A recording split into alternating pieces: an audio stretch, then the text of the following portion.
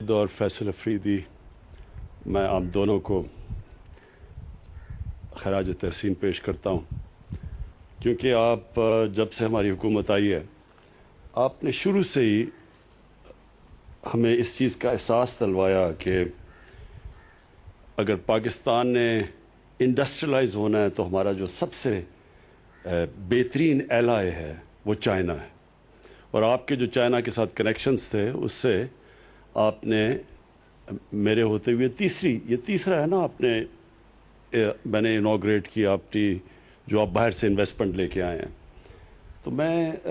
آپ کو مبارک بھی دیتا ہوں۔ اور آج چائنیز امبیسڈر ہمارے ساتھ ہیں، مجھے بڑی خوشی ہے کہ جو چائنیز امبیسڈر ہیں ان کی جو بیک گراؤنڈ ہے، ان کی بیک گراؤنڈ کامرس سے ہے، یہ میئر رہ چکے ہیں اور یہ سمجھتے ہیں، یہ ڈپلومیٹک کورس سے نہیں ہے، یہ ڈیولپمنٹ سمجھتے ہیں، اور جو پاکستان کا فیوچر ہے اگر کسی ملک سے بھی ہم سیکھ سکتے ہیں وہ ہے چائنا، کیونکہ ان کا جو ڈیولپمنٹ ماڈل ہے وہ ہمیں سب سے زیادہ سوٹ کرتا ہے۔ ان کی پچھلے 30-35 سال میں چائنا نے جس سپیڈ سے ڈیولپ کیا اور جو طریقہ ان کا ڈیولپمنٹ کا ہے وہ سب سے زیادہ پاکستان اسے سیکھ سکتا ہے۔ ان کی ڈیولپمنٹ کا جو ماڈل تھا، انہوں نے کیسے انڈسٹریلائز کیا، کیسے اسپیشل ایکسپورٹ زونز بنائے، باہر سے انویسٹمنٹ لے کے آئے، اور اس انویسٹمنٹ سے پھر انہوں نے اپنی ایکسپورٹس بڑھائی، انہوں نے انسینٹیوائز کیا ان کو، اس سے ان کی دولت بڑھی۔ جب ملک کی دولت بڑھی تو انہوں نے جو سب سے دنیا کی تاریخ میں سب سے بڑا کام کیا، لوگوں کو غربت سے نکالا۔ یہ جو چائنا نے 70 کروڑ لوگوں کو پچھلے 30-35 سال میں غربت سے نکالا ہے، اس کا کوئی دنیا کی تاریخ میں مثال نہیں ہے، اور ہمارے لیے یہ اس لیے امپورٹنٹ ہے کہ جو ہماری گورنمنٹ ہے اس کا سارا فوکس ہی ہے کہ ہم نے پاکستان کو ایک فلاحی ریاست بنانا ہے، ہم نے اپنے لوگوں کو غربت سے نکالنا ہے، اور ہم نے ڈیولپ یہ نہیں کہ امیر امیر ہوتا جائے اور وہ پھر وہ جو ٹرکل ڈاؤن ایفیکٹ، یہ جو ایک پرانا ایک نیو لبرل تھیوری تھی ڈیولپمنٹ کی، ہم اس میں نہیں بلیو کرتے بلکہ ان کی تھیوری میں بلیو کرتے ہیں کہ جب آپ نیچے سے لوگوں کو اوپر اٹھاتے ہیں تو تب اصل میں ڈیولپمنٹ ہوتی ہے، اور انہوں نے ثابت کیا۔ اور دنیا کی میں سب سے تیزی سے آج اگر ایک کوئی ملک آگے بڑھ رہا ہے وہ چائنا ہے، تو ہمیں ان سے صرف یہی نہیں کہ ہم ان سے جو ہم چاہتے ہیں کہ ری لوکیشن ہو چائنیز انڈسٹری کی پاکستان میں، اسپیشل اکنامک زونز ہم نے بنائے ہیں، رشا کئی اور تین چار اور جو ہمارے زونز ہیں، ہماری پوری کوشش یہ ہے کہ ادھر چائنیز انڈسٹری کو ہم اٹریکٹ کریں، ان کو ری لوکیٹ کروائیں، اور ادھر سے پھر کوشش کریں کہ وہ پھر ایکسپورٹس بھی یہاں سے کریں پاکستان سے۔ ویتنام میں جو چائنیز انڈسٹری نے ری لوکیٹ کیا اور جو ایکسپورٹس، وہ بہت بڑا ایک ویتنام کی ایکسپورٹس کا حصہ بن چکا ہے۔ ہمارا جو سب سے بڑا مسئلہ یہ ہے کہ ہماری پچھلے 50 سال سے حکومتوں نے کوشش ہی نہیں کی ایکسپورٹس بڑھانے کی، لہٰذا جو ہمیں IMF کے پاس کیوں جانا پڑتا ہے؟ کیونکہ ہماری امپورٹس بڑھ جاتی ہیں، ہماری ایکسپورٹس کم ہوتی ہیں، جو خسارہ ہوتا ہے اس کی وجہ سے جو کرنٹ اکاؤنٹ ڈیفیسٹ ہوتا ہے اس کی وجہ سے ہمیں IMF کے پاس جانا پڑتا ہے اور مسلسل قرضے لینے پڑتے ہیں، پھر IMF کے پروگرام میں جانا پڑتا ہے، پھر اپنی اکانومی کو سکویز کرنا پڑتا ہے، جس کی وجہ سے لوگوں کے اوپر مشکلات آتی ہیں۔ اور یہ جو ہم چاہتے ہیں کہ اب، اور انشاءاللہ چائنیز کے ساتھ ہم بیٹھ کے پوری پروگرام کریں گے کیسے ہم اپنی ایکسپورٹ بڑھا سکتے ہیں شروع میں، اور اللہ کا شکر ہے پاکستان میں بڑا پوٹینشیل ہے، ہم جن چیزوں پہ کام کر رہے ہیں اب انشاءاللہ ایک ٹائم لیگ کے بعد ہماری ایکسپورٹس بڑھیں گی، لیکن شارٹ ٹرم میں ہم چائنیز سے پوری ہیلپ لیں گے۔ تو ایک تو انڈسٹری کے اندر، دوسری ایگریکلچر، پاکستان ایک ایگریکلچر ملک ہے، اور یہاں جو ہماری پروڈکٹیوٹی ایگریکلچر کی وہ بدقسمتی سے بہت ہی نیچے ہے، اس کے اوپر کبھی کسی نے توجہ نہیں دی۔ تو چائنیز کے ساتھ ہم مل کے ابھی سے پروگرام بنا رہے ہیں کیسے ہم اپنی سیڈ ڈیولپمنٹ کر سکتے ہیں، کیسے اپنی پروڈکٹیوٹی بڑھا سکتے ہیں۔ ان کے پاس جو ٹیکنیکس ہیں اور جو انہوں نے کیے ہیں وہ انشاءاللہ ان سے ہمارا پورا کوآپریشن ہے. اور سی پیک کا جو اگلا جو اس کا اگلا حصہ آ رہا ہے اس کے اندر ایگریکلچر بھی شامل ہے. میں آپ کو جے ڈبلیو اور یہ جو ایم جی کا آپ نے آج یہ کیا ہے کانٹریکٹ کیا ہے ان کے ساتھ, اور یہ جو آپ گاڑیاں پروڈیوس انشاءاللہ مارچ میں غالباً آپ کرنا شروع کریں گے, تو یہ اس لیے اچھا ہے پاکستان میں کہ اس کے جو ایفیکٹس جائیں گے ساری اکانومی کے اندر. آٹوموبیل انڈسٹری ایسی ہے کہ جس کی ریپل ایفیکٹ ساری اکانومی میں جاتے ہیں, اور صرف ایک ہی نہیں کہ ایک سیکشن گرو کرتا ہے بلکہ روزگار لوگوں کو دیتے ہیں, اس سے اسکل ڈیولپمنٹ ہوتی ہے, اس سے پوری ڈاؤن دا لائن ساری جو کنیکٹڈ انڈسٹریز ہیں, جو آٹو پارٹس ہیں, سب کچھ ڈیولپ ہوتا ہے. تو یہ آپ نے بڑا زبردست کام کیا, میں پھر سے مبارک آپ کو دیتا ہوں, اور میں یہی امید رکھتا ہوں کہ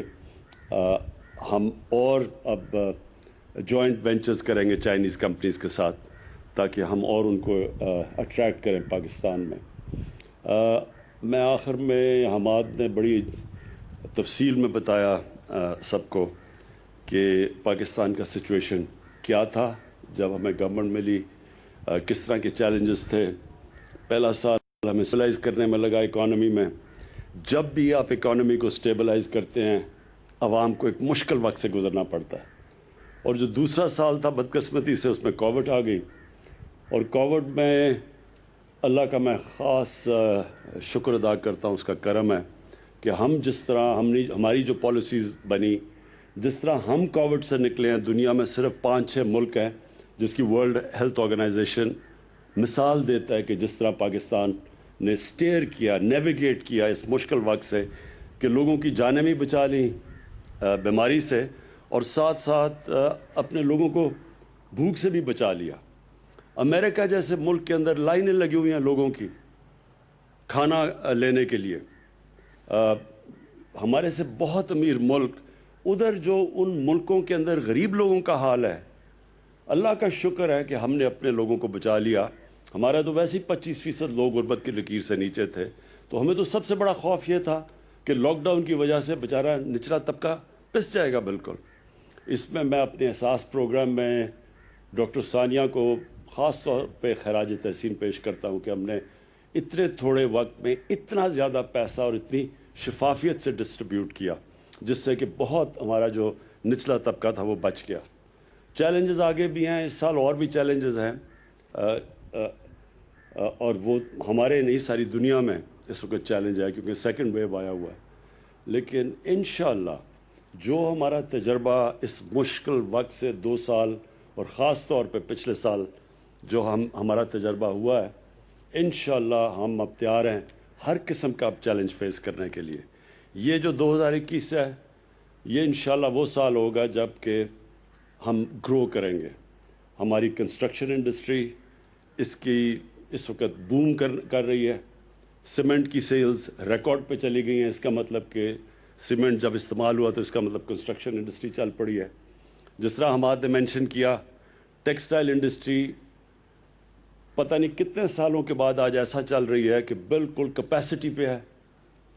ٹیکسٹائل کے ورکر نہیں مل رہا ہے, مزدور نہیں مل رہا ہے ٹیکسٹائل کے, فیصل آباد میں, سیالکوٹ میں اور گجرانوالہ میں. اور آگے آرڈرز ہیں. ہم سب سے برے صغیر میں سب سے تیزی سے اگر کوئی ریکور کیا ہے کووڈ سے تو پاکستان کیا ہے. ایکسپورٹس ہماری باقی جو ہمارے کمپیٹیٹرز تھے ان سے تیزی سے بڑھ رہی ہیں. تو پاکستان اب ایک صحیح ڈائریکشن میں جا رہا ہے. یہ جو سال ہے ہمارا 2021 کا, اس میں ہماری جو پالیسی ہے بڑی سمپل ہے. ہم نے بزنس فرینڈلی پالیسیز بنانی ہیں. ہم نے اپنی انڈسٹری کی مدد کرنی ہے, خاص طور پہ جو ہماری انڈسٹری نگلیکٹ ہوئی, پیچھے رہ گئی, انڈسٹریلسٹ پیچھے رہ گیا, ہم نے پوری ان کو انسینٹیوائز کرنا ہے. اور جو ویلتھ کریشن ہوگی, جو ہمارے ملک میں دولت بڑھے گی, اس ساری دولت کا ہم استعمال کریں گے لوگوں کو غربت سے نکالنے کے لیے. ہمارا جو احساس پروگرام ہے, میرے جو اس سال کے اندر جو میں اپنے آپ کو ٹارگٹس دیے ہیں وہ یہ کہ ایک یونیورسل ہیلتھ کوریج جو ہمارے صوبے ہیں پختونخوا کے, پنجاب اور جی بی, اس سال کے اینڈ تک یونیورسل ہیلتھ کوریج یہ امیر ملکوں میں بھی نہیں ہوتی کہ ہر گھرانے کے پاس ہیلتھ انشورنس ہوگی، تاکہ